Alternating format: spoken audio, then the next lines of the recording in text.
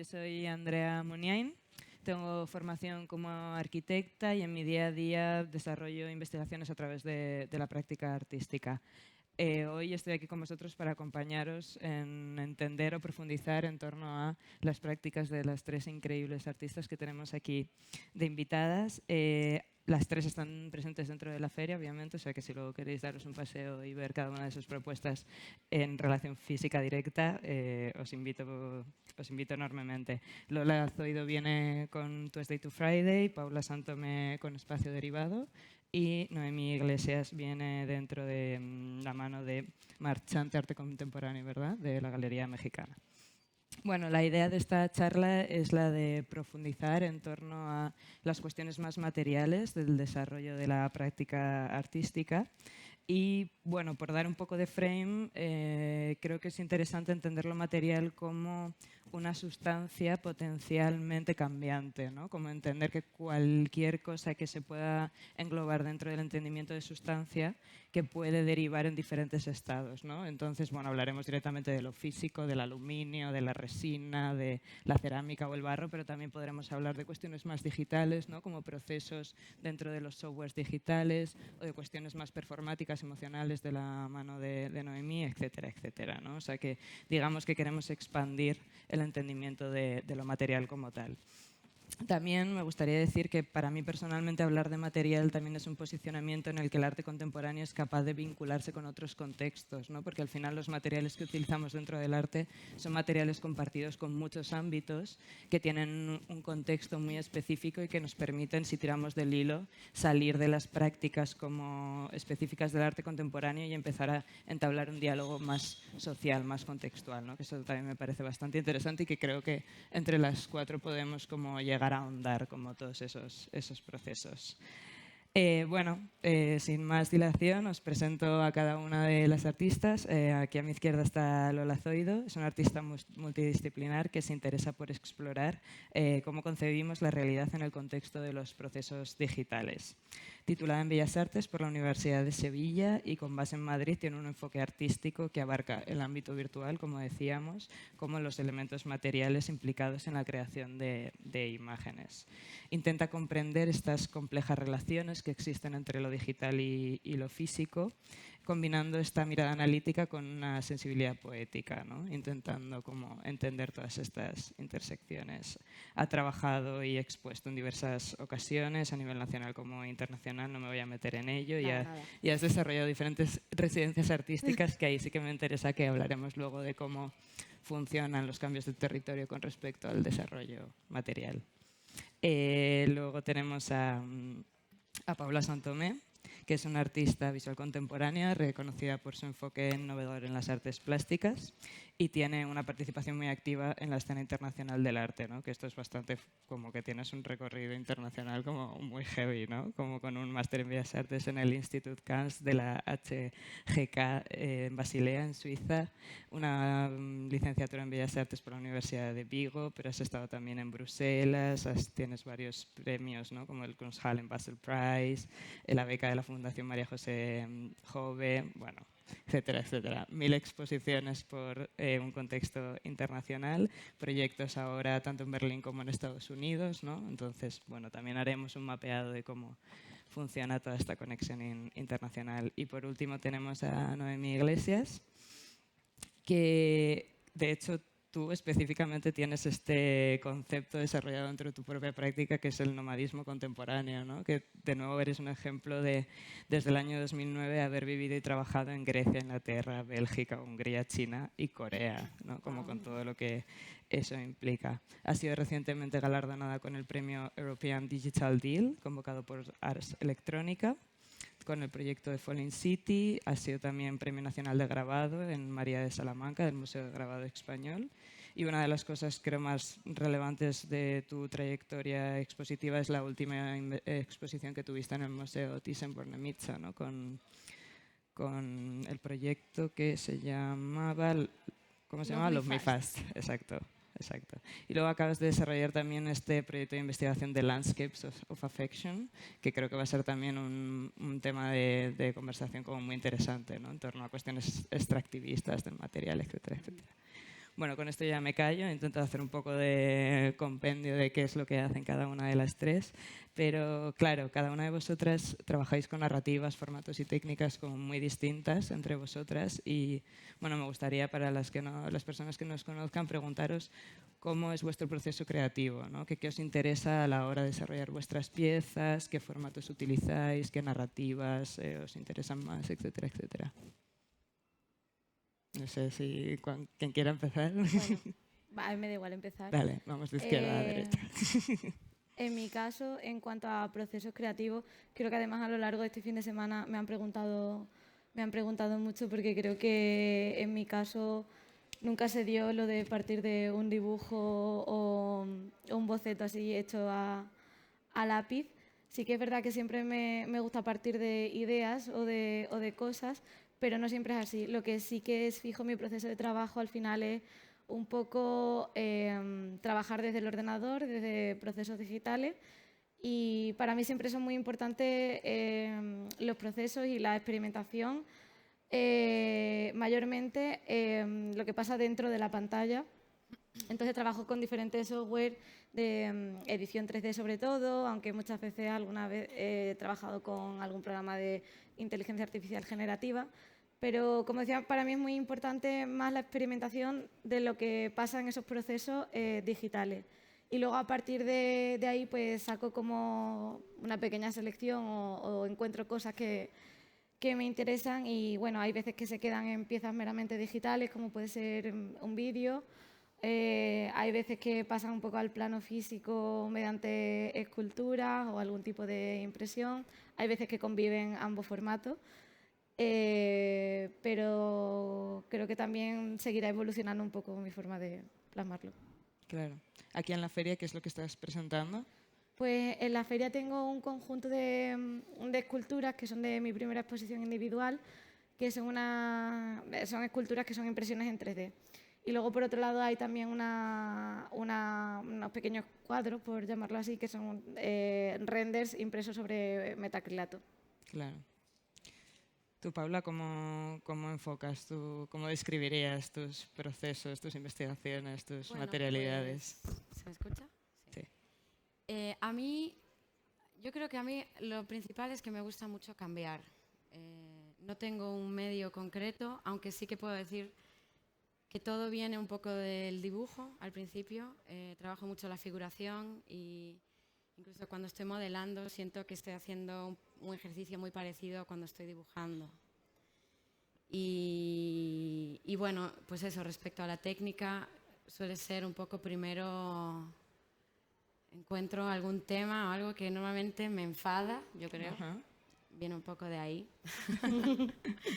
y luego empiezo bueno, siempre es una cosa que me lleva a la otra.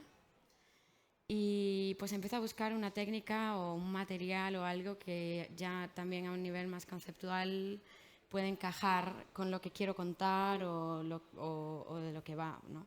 Por ejemplo, la serie que presento aquí y bueno, que llevo trabajando dos años ya, es repujado de aluminio, ¿no? Que es una técnica pues muy manual, tradicional. Y pues sí, pues estoy un poco cansadísima del repujado porque me sale por todos lados el repujado.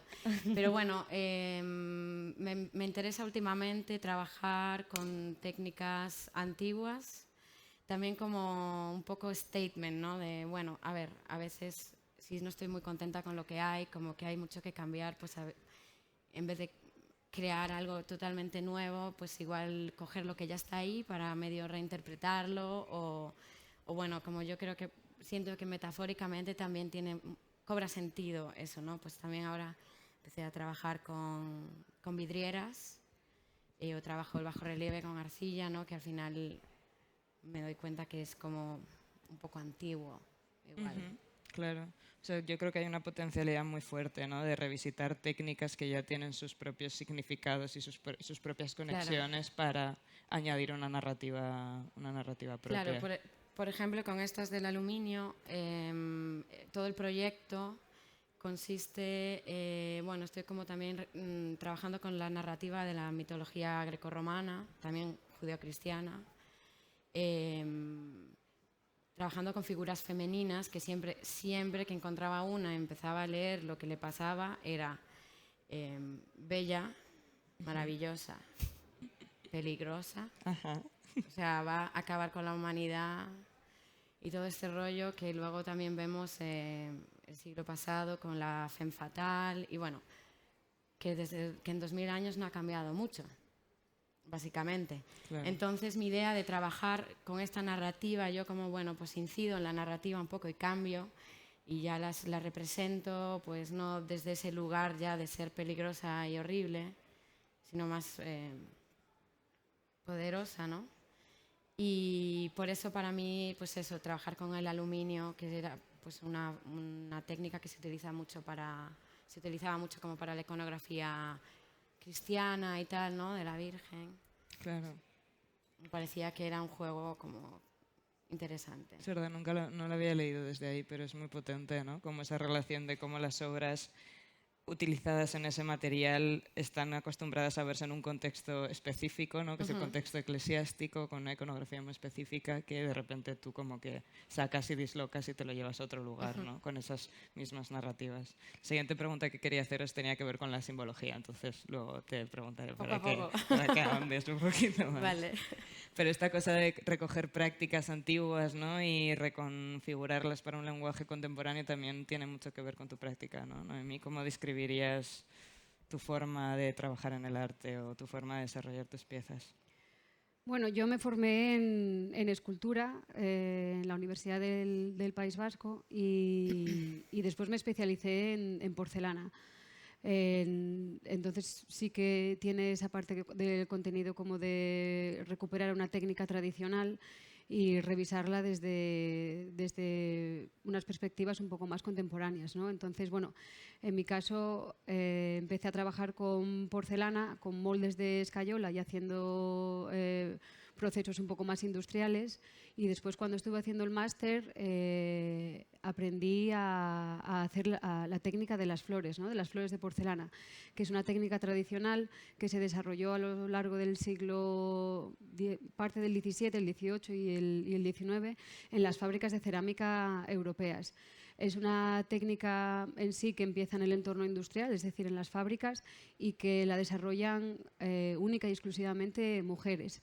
Como tal, se considera dentro de la jerarquía de las técnicas de la fábrica, se consideraba un arte menor porque era como una especie de decoración de los objetos que se hacían en la fábrica, ¿no? Tipo, pues, si en la fábrica se hacían, no sé, jarrones, pues las flores eran un componente de la decoración del objeto en sí.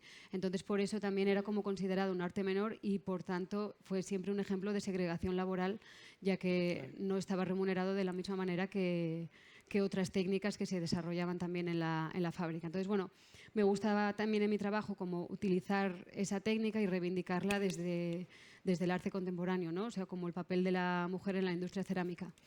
Después, dentro del contenido que suelo trabajar, siempre mi obra se asocia bastante al discurso del consumismo romántico.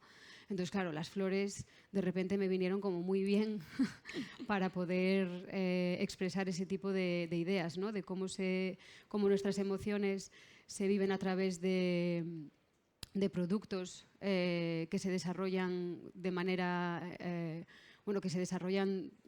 industrial en algunos casos, pero también en algunos casos a través de acuerdos sociales, ¿no? Tipo cómo nuestras emociones se asocian a objetos, como pueden ser, pues no sé, como lo que estoy enseñando en la feria ahora, son unos coches de boda que están como estropeados o hiperdecorados. Entonces, bueno, me gusta utilizar esos símbolos que están asociados al amor romántico y ofrecer una imagen un poco más distorsionada para que también podamos ver si realmente esos objetos reflejan cómo nos sentimos o nos sentimos así un poco como por lo que está dado como acuerdo social.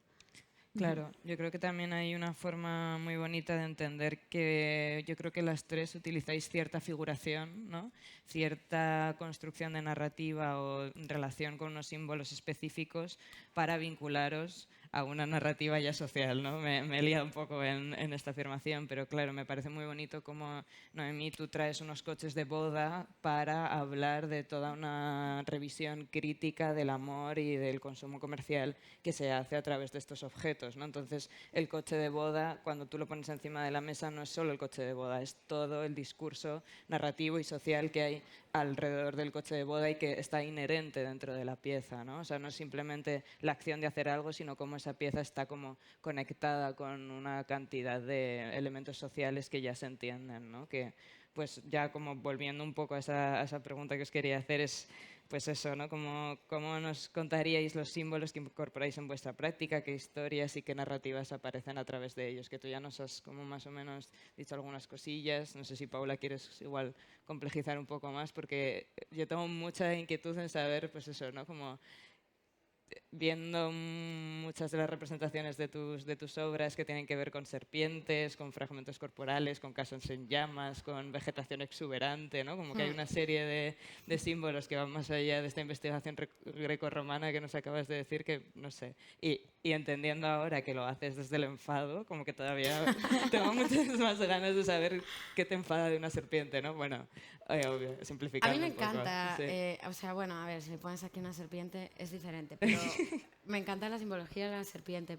Yo para hacer estas piezas, pues miré mucho al simbolismo, ¿no? Miré muchas imágenes, muchas pinturas, sobre todo. Y entonces yo copié un poco cómo hacen, ¿no? Cuando yo veo una pintura simbolista y veo de lo que habla, entonces como que copio el mismo proceso.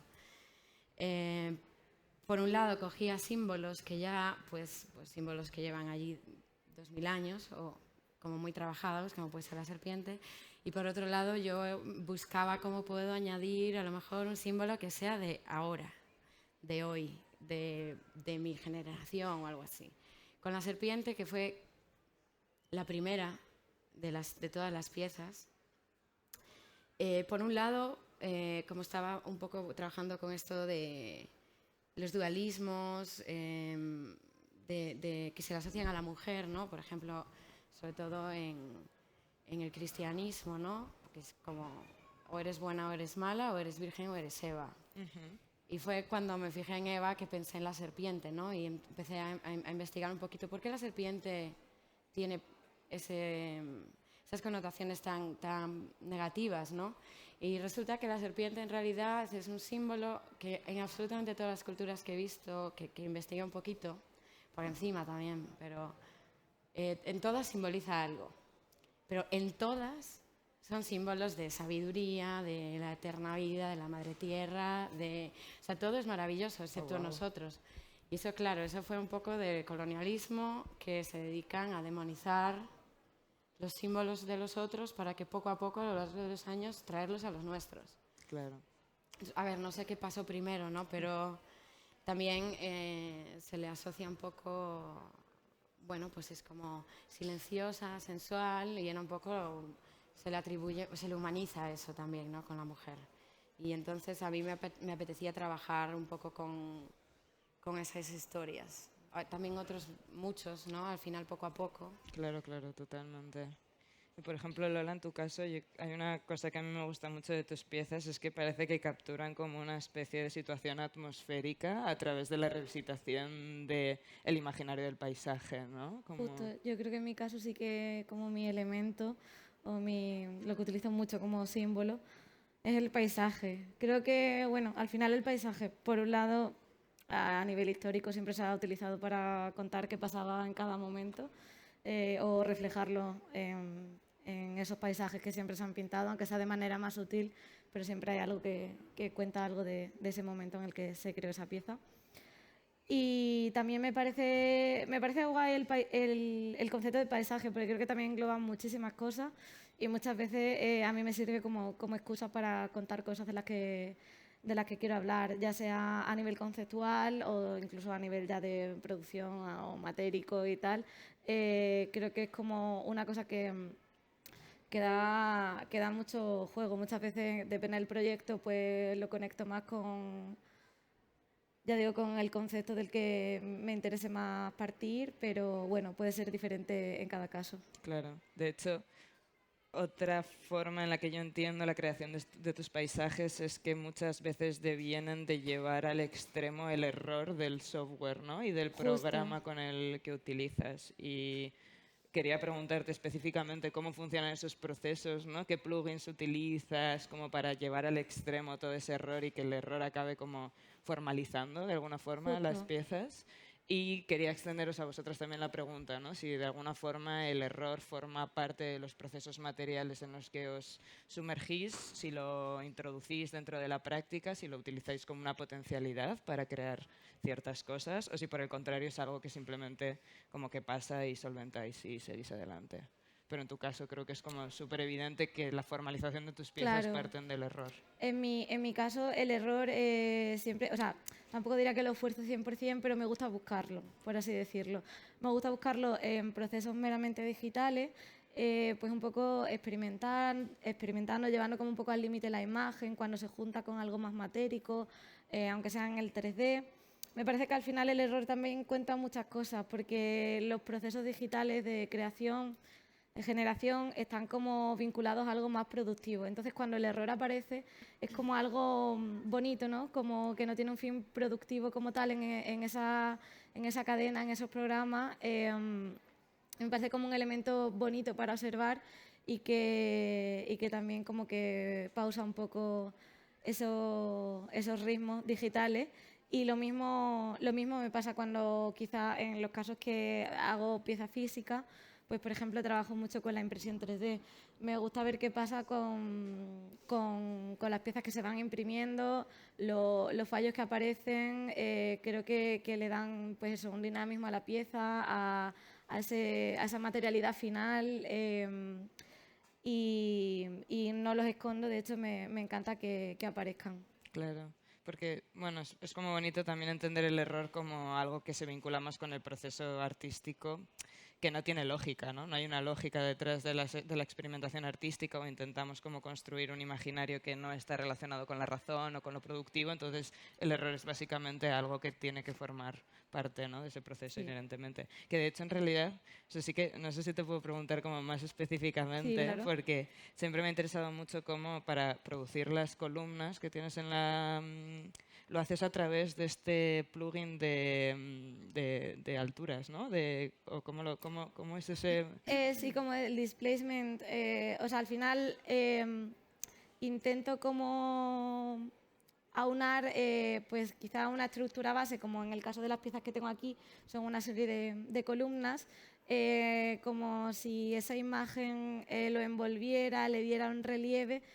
Y las formas finales que se ven, o sea, no es que yo haya esculpido como zona de quiero sacar aquí unos picos, tal, son formas que han salido de manera un poco automática y en la que pues voy probando y son formas que me gustan, pero que no intervengo yo como en el resultado final de aquí va a ir hacia adentro y va a hacer una curva y tal, no, me gusta como que surja ante mí en lo que yo voy probando. Claro, que básicamente utilizas una imagen a la que le das la forma y luego le aplicas un displacement o Sí, un deformador de la superficie según los píxeles que tiene la propia imagen. Justo, porque de hecho en las piezas muchas veces hay zonas que se ve como una especie de pixelamiento de la forma y eso porque quizás la imagen que he utilizado para hacer ese displacement en la columna tenía baja resolución, que también me gusta mucho trabajar con esos acabados del contraste de baja y alta resolución con los que también convivimos diariamente. Total. ¿Vosotros cómo os relacionáis con el error como tal? Yo no empatizo. No empatizo. No. Cuanto más lejos, mejor. No es cuanto más lejos mejor, pero por ejemplo, en el caso de la porcelana y así, un error es que la pieza es para tirar. Claro. O sea, Claro. si cometes errores con procesos como de alquimia, ¿no? En el que hay una aportación calorífica como de 1260 grados o más, el error es que abras el horno y que sea todo para tirar. Entonces tienes que trabajar como con una técnica bastante segura y como ir pensando en los errores que pueden pasar y solventarlos, o sea, quiero decir, o preverlos antes de meter la pieza en el horno. Y además soy muy perfeccionista, me gusta que los acabados estén bien y Y no soporto que nada esté ahí como medio tal y que se haya quedado. O sea, es que no. Claro, totalmente. En mi caso no. Es que en el caso de la cerámica, yo, a mí las que conozco que trabajan mucho con cerámica, hay un pánico atroz al momento de meter las piezas en el horno y el Claro. revealing ese de, Dios mío, va a salir todo craqueado y explotado. Es que, yo qué sé, yo tengo a veces, a mí no me pasa mucho por lo que te digo, o sea, voy como con bastante conocimiento y sabiendo un poco como los límites y si la pieza tiene una tendencia como a moverse hacia un lado, pues poniendo soportes o si hay esmaltes que tienen también pues eso, tendencia como a escurrir, pues poner algo debajo para que no se queden pegados a la balda y que luego te quedes sin pieza y sin balda. Entonces, sí, pero yo tengo visto desastres, pero como de que se rompiese una balda porque había estado fuera y se había mojado y entonces se rompió la balda de aquí y todo lo que estaba en el horno, todo roto.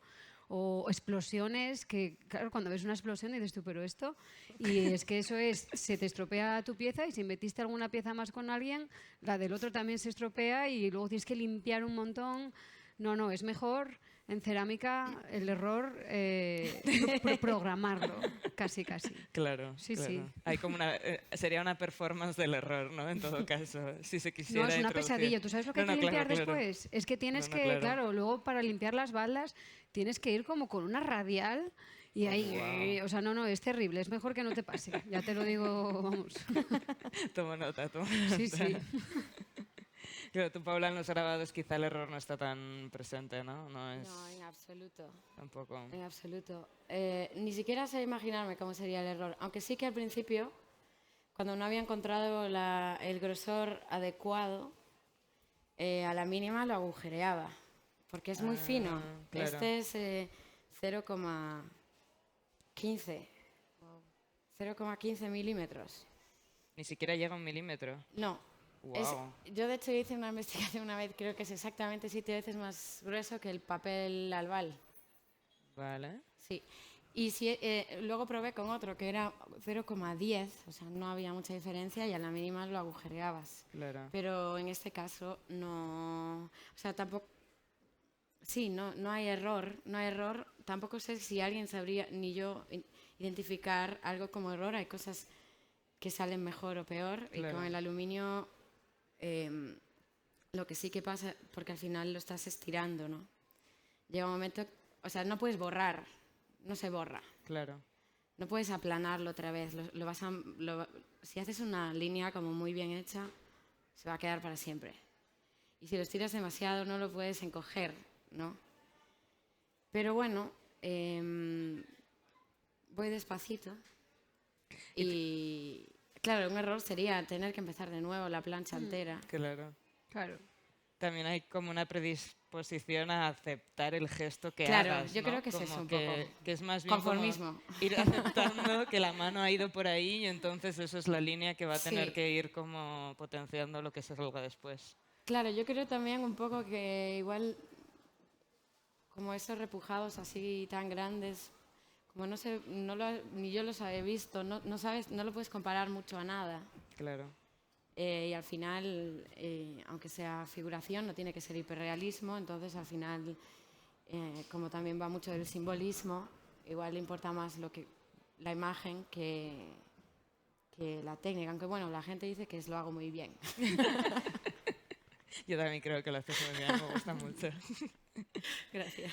Antes estábamos hablando de cómo habéis desarrollado parte de vuestra carrera en una relación de muchos territorios, en un constante cambio y, bueno, personalmente en el desarrollo que hago yo de mi práctica siempre siento que hay una relación muy directa con la forma en la que puedo adquirir los materiales según en el lugar en el que esté, ¿no? O cómo el lugar en el que esté me permite adquirir unas cosas u otras, porque al final el material es una cosa como muy territorial, ¿no? Y más allá de la fisicidad del material, también el contexto en el que estemos, la ciudad en la que estemos, también influye en las narrativas que tenemos con respecto a nuestra obra. Y quería preguntaros cómo han influido los distintos lugares en los que habéis desarrollado vuestra práctica, tanto con respecto a la materialidad como con respecto a la narrativa o los símbolos narrativos que utilizáis.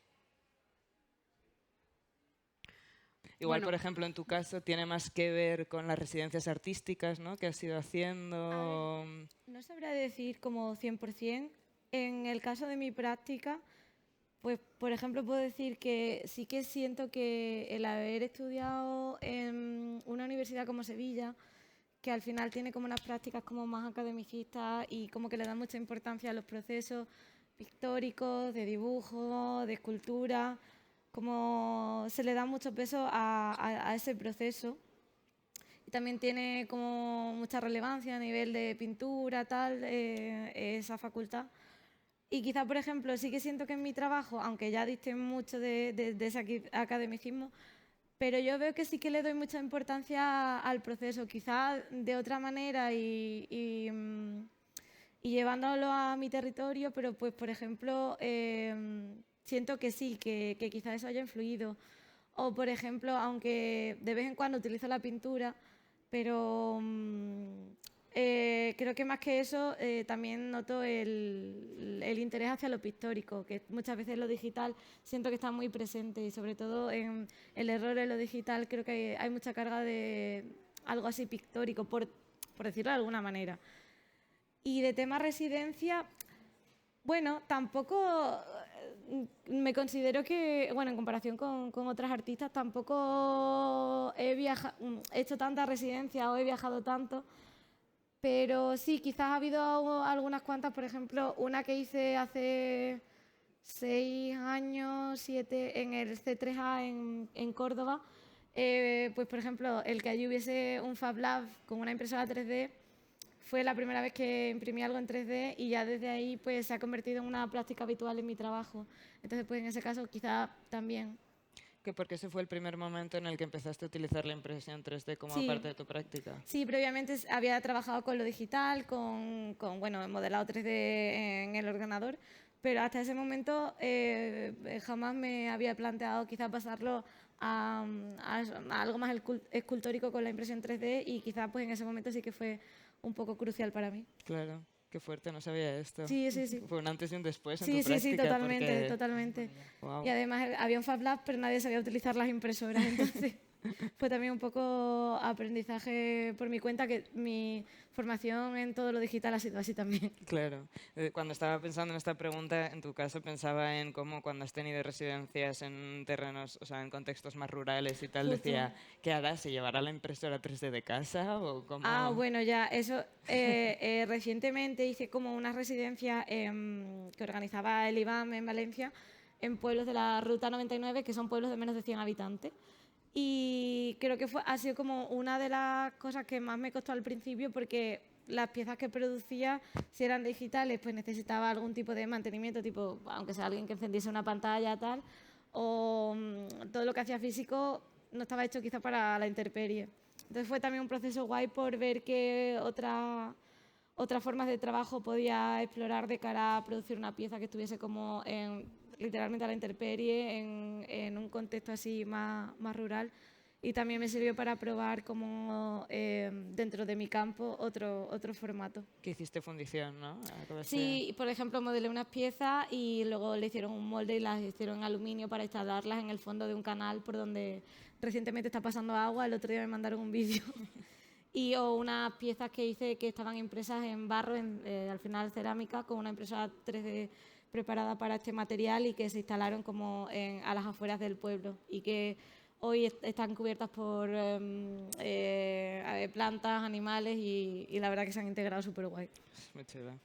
Por ejemplo, en tu caso, Noemí, el territorio ha sido bastante fundamental en el momento, por ejemplo, en el que estudiaste este máster y te vinculaste con toda esta producción de flores cerámicas, etcétera, etcétera, como que sí que ha habido mucha influencia del territorio en tu práctica. Sí, en realidad sí, porque bueno, pues al final no es lo mismo producir en España que producir ya no solo producir, sino vivir. Porque en mi caso no vivía en otros países haciendo residencias, que al final el contexto de la residencia siempre es como un tiempo más limitado, ¿no? Pueden ser 1 mes, 3 meses, a veces se puede alargar incluso a 6, pero no suele ser más que eso.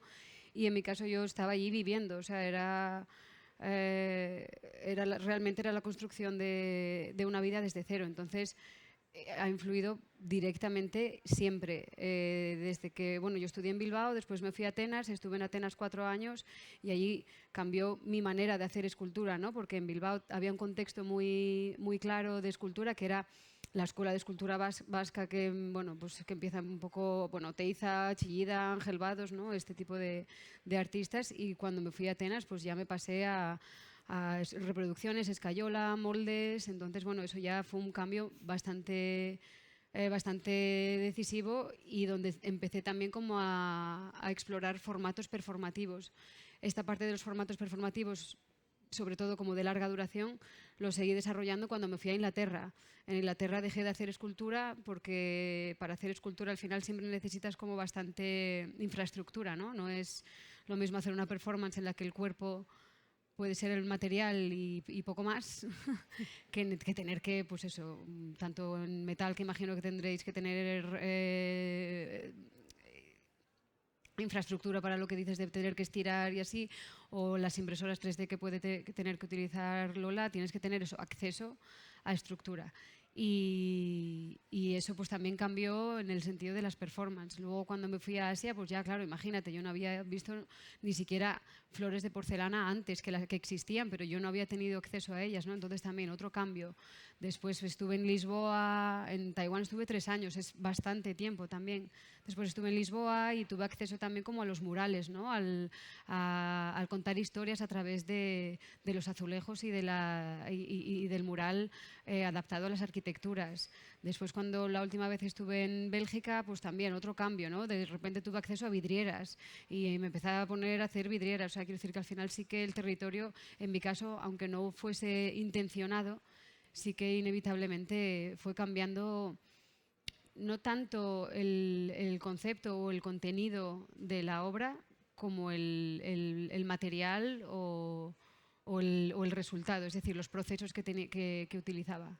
Claro, me parece muy curioso que decías antes, ¿no?, que las flores de cerámica es algo que fue desarrollado en el siglo XVIII, XVII. O sea, Sí, las fábricas de cerámica europeas. de europeas, pero en realidad tú lo descubriste en Sí, Taiwán, ¿no? Como sí, esta sí. cosa de tener que irte a Taiwán para poder realmente sumergirte en el proceso y industrialización de estas flores. Luego las técnicas son distintas, ¿eh? Porque no es lo mismo como los hacían allí en China, porque esto lo aprendí en el segundo año cuando estuve en China. Mi profesor me mandó 6 meses a China continental y esta técnica la aprendí allí. Y es distinta a la que se usa en Europa, porque en Europa siempre hacen las flores en la palma de la mano. No suelen utilizar muchas herramientas más que las manos.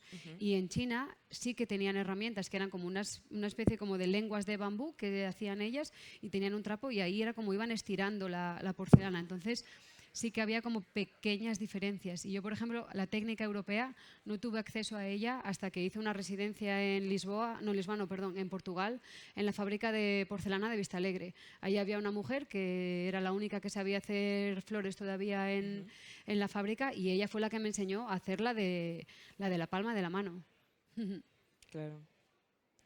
¿Tú, Paula, sientes alguna relación con los distintos contextos territoriales en los que has estado? Igual es más difícil porque utilizas quizá materiales más industriales, ¿no?, que son más fáciles de encontrar en general. Bueno, Sí, igual no, ¿eh? No sé. Yo creo, o sea, ahora que os escucho, ¿no? Y estoy pensando, guau, ¿y cuál es mi contexto, no? Y yo creo que es Occidente, o sea, porque al final, pues vivo en Suiza y tampoco es tan distinto en realidad de España, o bueno, depende de qué parte, ¿no? Pero como más o menos me he movido más por Europa, y yo creo que lo que más me influye es la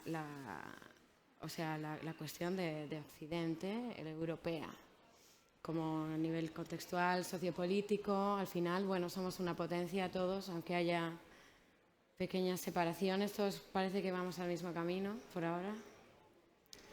Y yo creo que eso es lo que más me ha influido. Luego, por materiales, pues más de lo mismo. Aunque yo siempre creo que obviamente arte es contexto, ¿no? Al final, a veces es más explícito, ¿no? Si estás trabajando, yo qué sé, desde un sitio mucho más político.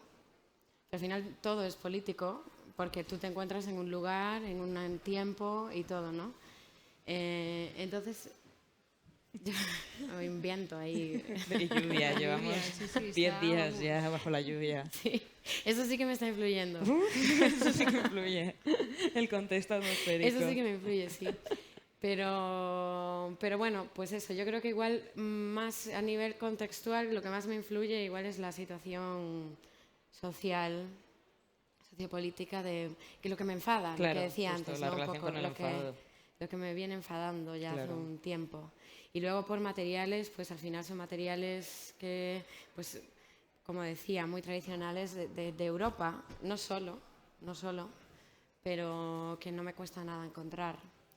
Con el aluminio no necesito, como decías antes, lo de como infraestructura. Igual eso es algo que valoro mucho, algo que puedo hacer yo sola en mi estudio sin demasiado.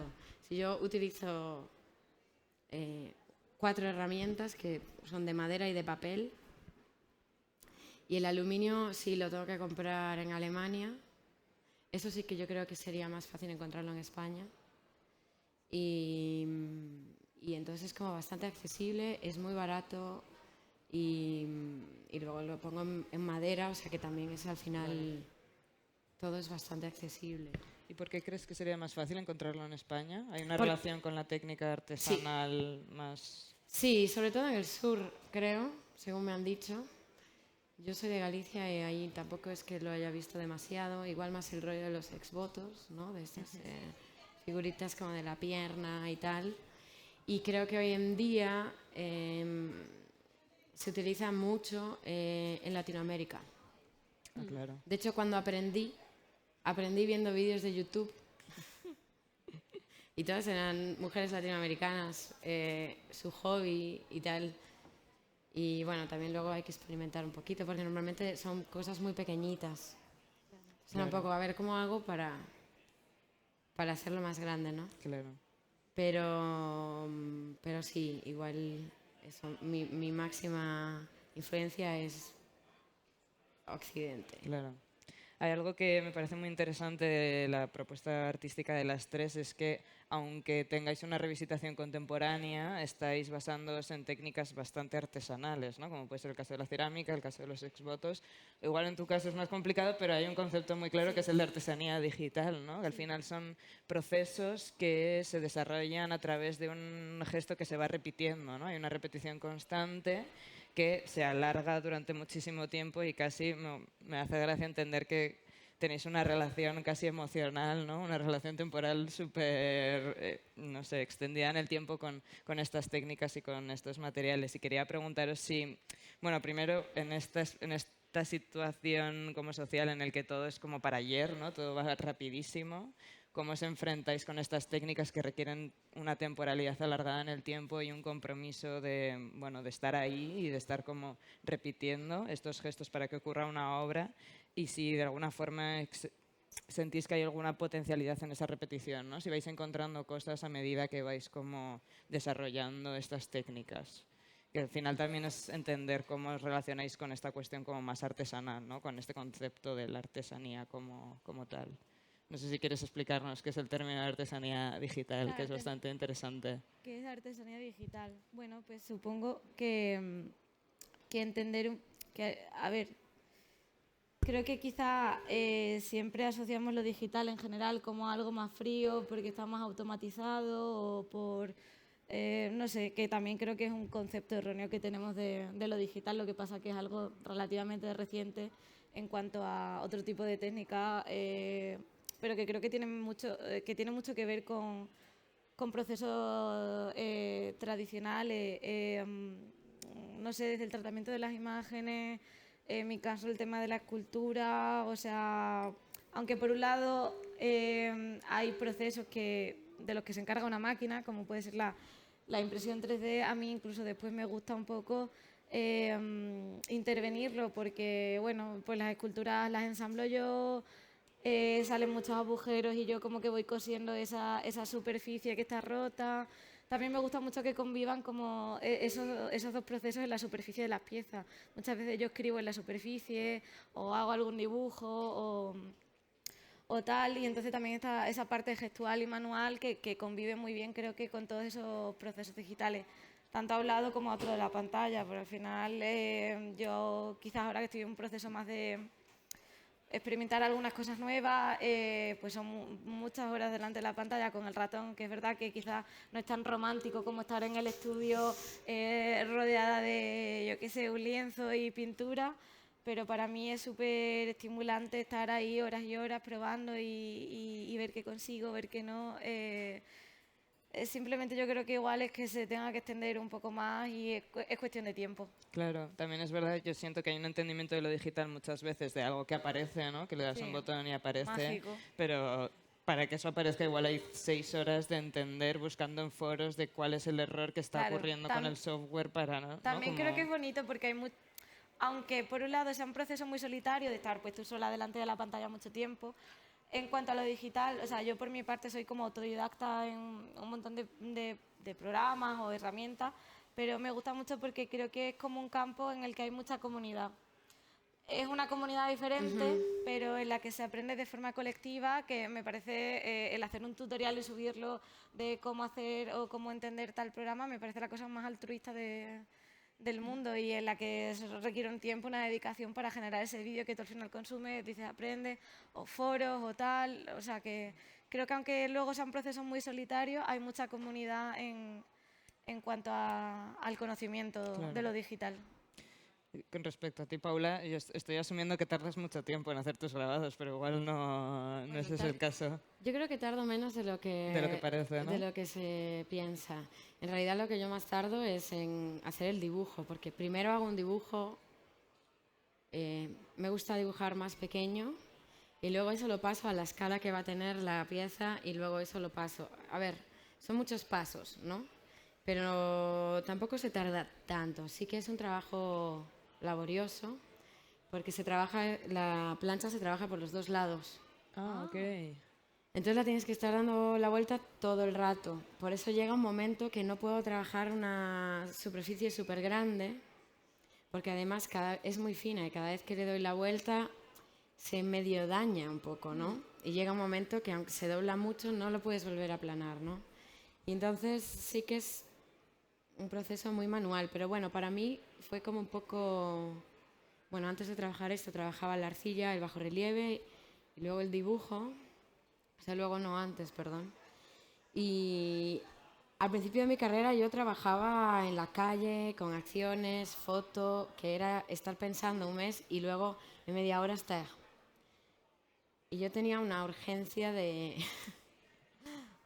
pasar tiempo haciendo cosas con las manos, que ahora eso se ha convertido en la base de mi práctica. Como que se convierte en una especie de mantra, ¿no? Casi. Tal cual, tal cual, tal cual. Y como mientras, es como que bueno, voy a mi estudio y me meto en ese lugar y entonces mientras voy haciendo también voy pensando en lo siguiente y como al final, bueno, al principio menos, ahora es más automático, que también me cansa, obviamente, a veces es demasiado, pero sí, igual también me parece como tú mencionaste, ¿no? En un momento que hoy en día, ¿no? Todo tiene que ser más rápido y mejor, es como... Creo que se valora también un poco eso del tiempo. Al final el tiempo es algo muy valioso. Igual esa es la parte artesana que hablabas también de lo digital, ¿no? Que también es como, aunque sea digital, piensas que va a ser 010111, pero al final tienes que estar 2 millones de horas ahí, sí. Que es casi pues eso, la labor, ¿no? Un poco. Claro. Yo creo que eso es algo que se valora en general hoy en día.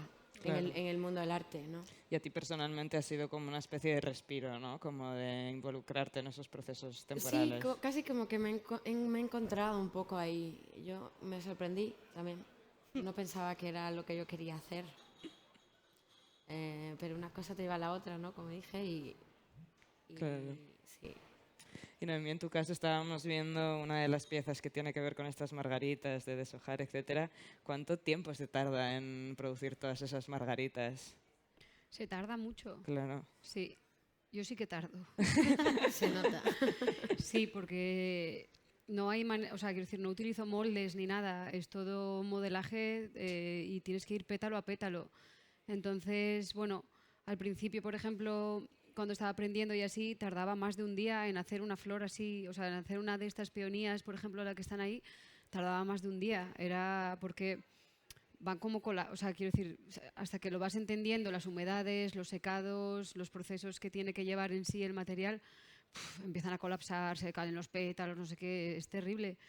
Luego, claro, ya lo vas entendiendo un poco mejor y ahora sí que voy mucho más rápido. Cuando me preguntan, ¿cuánto tardas? Digo, cada vez menos.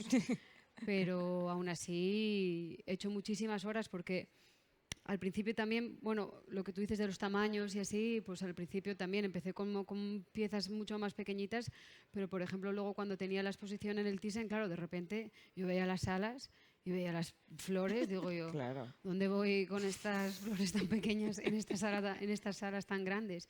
Y ahí fue cuando me tuve que expandir y pensar en cómo se podía adaptar esta técnica como tan minuciosa a un formato casi mural.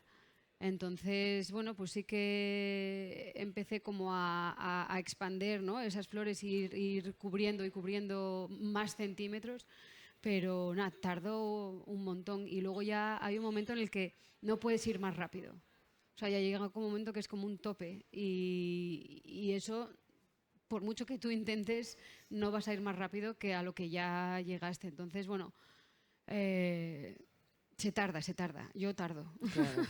Y también, de nuevo, esto es un poco este proceso de aceptación que veíamos contigo, Paula, de que, o sea, ¿cómo se llama? Carta en la mesa pesa, ¿no? O sea, si es lo que tarda la flor en hacerse, es lo que Claro. tarda. Y el material, de alguna forma, te impone el proceso de desarrollo artístico, que también es bonito, ¿no? Como a veces, como los materiales pueden tener agencia propia Y en yo lo esos llevo procesos. bastante al límite, ¿eh? O sea, ¿Sí? quiero decir que hay veces que tienes como que respetar los procesos de secado y no sé qué, y yo tengo piezas de, vamos, de terminar de poner el último y meterlo al horno y decir, bueno, voy a ponerle un programa de secado aquí de tal, porque claro, o sea, las piezas no pueden estar mojadas cuando las metes en el horno. Y yo las meto mojadas muchas veces porque por lo que dices de la inmediatez con la que tenemos que producir en estos momentos, ¿no? Es como, venga, todo ya y según sale del horno casi que lo abro a 300, que no se debe abrir tampoco ni a 300 ni a 500 como a veces lo abro y súper caliente, no me da tiempo ni hacerle fotos y casi ni a verlo y ya, pum, envolver y Claro. enviar. Claro, claro. Entonces, para lo rápido que va todo,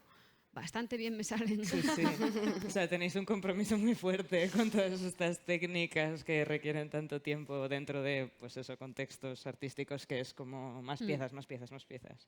Y en esta cosa de la temporalidad y el pasar tiempo con vuestras obras, quería sacar a relucir una cosa que me encanta tuya, Lola, que es que, bueno, tu proceso de producción de impresión 3D es algo que de alguna forma es automatizado, ¿no? Que se pueden generar a través de esas máquinas de impresión, pero que al mismo tiempo pueden generar tantos errores que, aunque tú dejes a las máquinas ahí imprimiendo, Sí, no bueno. se va a hacer por sí solo, ¿no? Y No. has desarrollado este sistema de Bueno, monitorización. Igual que muchos, que los makers, la gente que se dedica a la impresión 3D, también vivimos en constante vigilancia de nuestras pequeñas impresoras, porque bueno, o sea, en principio todo sale bien si lo programas, en teoría, y me ha pasado y al final he aprendido a base de disgustos que muchas veces llegaba al estudio y en algún momento de una impresión, porque al final como hago piezas grandes, pues quizás hay impresiones que duran un día y pico, entonces en algún momento algo ha salido mal y yo he dejado eso ahí imprimiendo y he vuelto al estudio y había una pelota de filamento gigante, incluso alguna vez ha roto la impresora. Entonces, mi pequeño sistema de vigilancia es una cámara para vigilar bebés apuntando a la impresora que yo voy chequeando y si veo que por lo menos algo sale mal, aunque no lo pueda cambiar, pero a través de un enchufe con wifi desconecto la impresora para evitar un disgusto mayor. Y curiosamente, recientemente he comprado una impresora nueva y viene con una cámara integrada. Oh, wow. Es muy chulo. Viene con una cámara integrada y mediante la aplicación tú también puedes controlar algunos parámetros de la impresión, la velocidad, temperatura y tal. Y está guay porque de repente, o sea, ya no solo que la puedas parar, sino que quizás veis que va muy rápido o quizás el filamento está saliendo un poco raro, que sabes que quizás 5 grados más a la boquilla le vendrían guay, lo puedes controlar a distancia. Pero sí, aunque sea una cosa automática, la supervisión constante que requieren es importante, porque al final, ya te digo, trabajo con piezas grandes, muchas veces para la cuestión del tiempo, para que acaben antes, y en vez de 2 días puede ser un día quizá aumento velocidad, quito algunos tipos de parámetros que sé que van a ralentizar la impresión. Y claro, muchas veces salen errores que ya he dicho que me gusta, pero no me gustan los que se pueden llegar a cargar la máquina. Claro, es que, o sea, en tu caso tienes una relación a distancia 24/7 con Sí, tus no, máquinas 3D. a distancia y presencial, porque justo esta nueva que tengo, ahora la tengo en casa porque ¿Ah, sí? como ahora mismo estoy como preparando proyectos y tal, y a la vez estoy haciendo pruebas en la impresora. Entonces, por aprovechar un poco ese tiempo que estoy ahí, pues en el estudio que tengo en casa, pues la tengo al lado y o sea, bueno, no sé si alguna vez habéis visto alguna impresora 3D, pero para mí o sea, es hipnótico como ver capa, capa y cómo mueve y ahora sabes que va a ir a esta esquinita en la que va a tener que hacer tal y bueno, yo me quedo embobada mirando la impresora. Sí, sí. Que, bueno, ya casi son las 2, pero quería terminar preguntándoos algo que casi me preocupa a mí a nivel personal y es esta situación que, bueno, toda la práctica material que realizamos como artistas genera pues piezas que van ocupando volumen, van ocupando volumen, van ocupando volumen y en el momento en el que se acaba la exposición, generalmente, o yo siento que solemos tener muchos problemas a la hora de almacenar estas piezas, tanto por el almacenaje del volumen específico como por los procesos de conservación o de alguna forma monitorización de que estas piezas de alguna forma pues no se vayan como pues perdiendo, vayan como pues eso, deteriorándose. Creo, por lo menos en mi situación personal, generalmente este problema de espacio de almacenamiento se suele cubrir a través de espacios de familia, ¿no? Como garajes o lugares donde pues no están ni siquiera las condiciones óptimas para que esas piezas de alguna forma estén bien. Y creo que hay una falta real de que, bueno, desde el Estado, desde las instituciones, etcétera, que se den de alguna forma unos espacios para que este problema no deje de estar dentro de pues, estos parches del garaje de mi abuelo, el pajar del huerto, no sé qué, en el que acaban acumulándose todas estas esculturas. Quería preguntaros cómo gestionáis vosotras el guardar vuestro arte, cómo funciona, si las galerías os apoyan, si no, cómo funciona, cuál es vuestra relación. Pues yo tengo parte de materiales y obras, porque como me muevo bastante y al final Claro. tengo tantas mudanzas que al final siempre vas como dejando un poco ahí y luego tienes que moverlo y son muchos kilos lo que tienes que mover, ¿no? Entonces, bueno, hay como unas cosas fijas que las tengo en la carbonera de mi abuela. Yo soy de Asturias, de la cuenca minera, y en las barriadas que se hicieron para los trabajadores de la minería había debajo de la... O sea, no es un garaje ni nada, son como unos cuartuchos, pero vamos, así. Y se utilizaban antes para guardar el carbón de las cocinas y todo eso. Entonces, bueno, ahora ya no hay cocinas de carbón y en uno de esos espacios es donde tengo parte de la obra. No todo coge ahí, evidentemente, entonces algo también tengo en la galería. Después hay piezas que se quedan en depósito que están en otras galerías. Cuando voy a hacer exposiciones fuera, si es en el contexto comercial de galería, pues muchas veces se quedan ahí porque después se van a seguir moviendo. Y después el transportista que tengo, que es con el que suelo trabajar, tiene 2 naves porque también almacena y transporta muebles y así, y de buen rollo lo tengo ahí, porque hay cosas que ni cogen en el... O sea, es que la carbonera, no sé si os lo imagináis, pero es una puertita que tienes que entrar agachado, o sea, es una cosa también como un poco limitada, ¿no? Entonces, cuando hay piezas un poco más grandes, porque, por ejemplo, estos murales, aunque sean piezas como de casi 2 metros y eso, van en secciones. Entonces, al final, guardas sección por sección y ya no te coge 2 metros.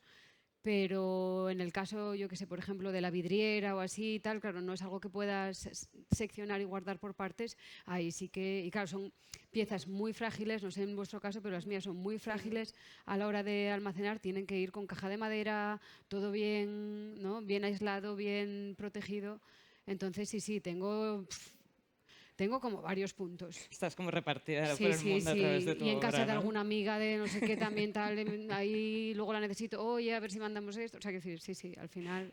Pero sí que es verdad que se echa un poco de menos ese apoyo por parte de las instituciones, ¿no? Como algo desde un contexto no tan privado como es el caso de la galería, sino de un contexto más institucional, pues sí que pudiese haber como un poco de apoyo en eso, ¿no? O sea, no sé de qué manera, así con unos containers de repente, no sé qué sitio o qué, pero estaría bien. Creo que no se plantea dentro de nuestro trabajo. O sea, no creo que en ningún momento, yo nunca vi convocatoria para que guardes tus cosas en el... Claro. O sea, eso que te quiero decir. Entonces sí que es una parte muy importante del trabajo que no se está atendiendo. Claro, porque muchas veces se da por hecho que en el momento en el que te proponen una exposición, tú ya tienes todas tus piezas disponibles, ¿no? Que has hecho a lo largo de tu historia. Y es como, vale, esas piezas están disponibles porque hay un trabajo muy arduo de encontrar lugares donde puedan estar, Sí, ¿no? sí, Y sí. no hay una cobertura real. No sé vosotros cómo lo vivís. O sea, yo en mi caso un poco igual, ¿eh? Es un equilibrio entre las galerías y tu espacio de trabajo y quizás... es verdad que en casa de mis padres alguna cosa hay, pero no mucho, pero bueno, tienes que ir haciendo como malabares Claro, entre espacios, los formatos y todo. Pues sí, creo parece... que es una constante. Yo sí que tengo suerte que en el estudio que tengo un almacén. Ujú. Entonces, tengo muchas cosas ahí. También, pues la gran mayoría de la obra producida en los últimos 2 años está por ahí, esparcida. O sea, alguna vendida, otras en almacenes, empaquetaditas así. Pero ahora sí que, por ejemplo, me tuve que traer una pieza a casa de una vidriera de 2 metros que no tiene ni caja ni nada y la llevé antes de venir a Madrid y está en el estudio y ocupa un montón y no tengo ni idea de qué voy a hacer con ella, porque en el almacén, ese es otro problema del almacén, que no está bien, o sea, no está climatizado, ¿sabes? Claro. O sea, la humedad... Aunque bueno, por la vidriera justamente igual no sé, pero la casa es vieja y vibra a veces. Claro. Y no sé si la vidriera le viene bien eso. Entonces sí, pero bueno, por ahora Está controlado. está controlado. También, por supuesto, en casa de mis padres. Claro. Sí. Yo personalmente tengo todas de mis piezas porque yo me dedico a hacer esculturas e instalaciones, entonces son de gran formato y están en el pajar de mi abuela, como que no está ni, o sea, obviamente no está ni cerrada, pasan los gatos, ¿sabes? Como todo muy... Y a veces me duermo pensando en algunas de mis piezas, diciendo cómo estarán mañana y bueno, siento que es una problemática muy compartida dentro del arte contemporáneo y me apetecía compartirla con vosotras. Pues muchísimas gracias por Gracias. haber A ti. conversado Gracias. en este lugar, por tener como también a Urbanity, por darnos el espacio de profundizar en todas las propuestas artísticas, que en una feria quizá es complicado como sumergirte y entender todas las capas narrativas y de significado que hay detrás de las propuestas. Y nada, espero que podáis iros a comer ahora y que disfrutéis de lo que queda de domingo. Muchas gracias. Gracias. Gracias.